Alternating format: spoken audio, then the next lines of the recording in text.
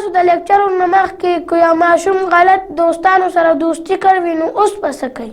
ګوره زما بچي اوس هغه سره دوه لارې دي. یوه لاره دا ده که چېرې هغه غواړي چې زما مستقبل دې روښانه وي او زه کامیاب ژوند په دنیا کې هم تیر کم او په آخرت کې دې هم کامیاب شم، نو دغه غلطو دوستانو سره دوستي ختمه کړي. او که خدای نه خواسته هغه داسې نه غواړي چې دنیا مې دې برباده شي او آخرت دې برباد شي، نو بیا یې غلطو دوستانو سره دوستي جاري ساتي.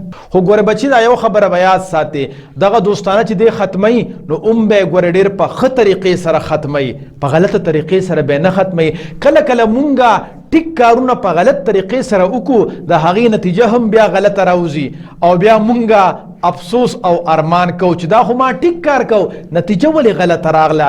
وجه دا وي چې زمونږ طریقې کار ټیک نه وي.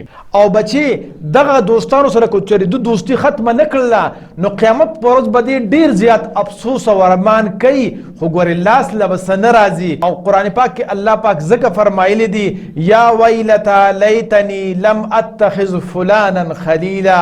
او دغه خلک به بیا د قیامت په ورځ باندې افسوس کوي چې برباد شو مونږه، کاش چې د پلاني کس سره مونږه دوستانه نه وي کړې، خو بیا به په لاس څه نه راځي ځکه چې اوبه به د ورخه تېرې وي.